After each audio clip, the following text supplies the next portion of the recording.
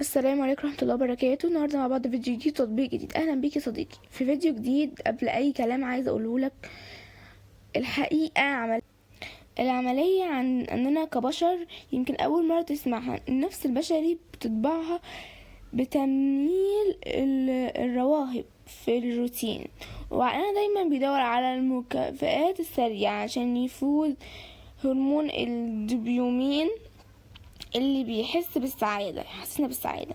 بس الخداع بقى مش في السعادة نفسها، الخداع في الطريقة اللي بنوصل بيها السعادة دي.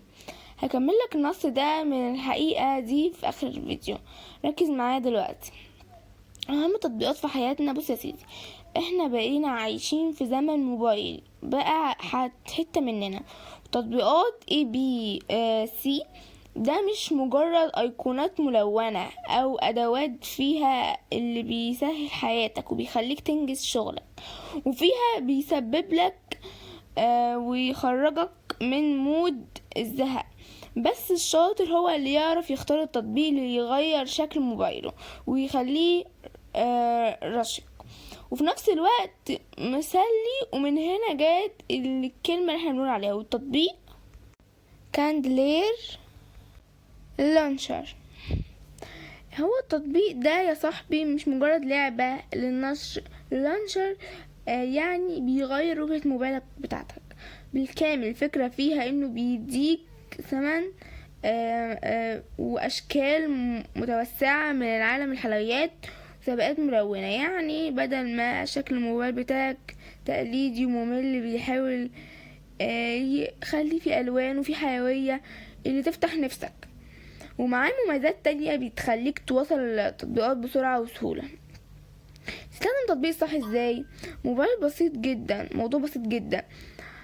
بعد ما تحمل اللينك اللي سايبهولك تحت في الرابط والوصف، ويديك الصلاحيات انه يكون في مشغل اساسي الموبايل، هيبدأ يغير لك شكل الايقونات والخلفيات وحتى طريقة النقل بين الصفحات. نصيحتي ليك كصديقي، ادخل على الاعدادات بتاعته ونقي ايقوناتك اللي تريح عينك.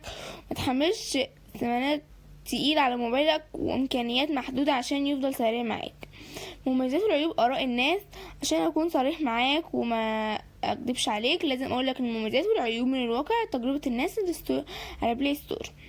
مميزات الناس معجبة جدا بالالوان المبهجة والتغيير الجذري اللي بيعمله في شكل الموبايل. كمان تطبيق بيقدم تجربة صريحة مريحة للعين للناس اللي بتحب كاندي تيميس. العيوب، بعض المستخدمين في التعليق اشتكوا من جودة الإعلانات بتظهر أحيانا، وده طبيعي في التطبيقات المجانية. وفي ناس تانية قالت ان ممكن يستهلك بطارية زيادة شوية لو الموبايل قديم. آراء المستخدمين، أغلب التعليقات بتقول ان التطبيق لطيف ومسلي وبيغير المود، بس محتاج تحديثات عشان يكون أخف على الجهاز ضعيف. نرجع بقى للسؤال اللي سألناه في أول الفيديو.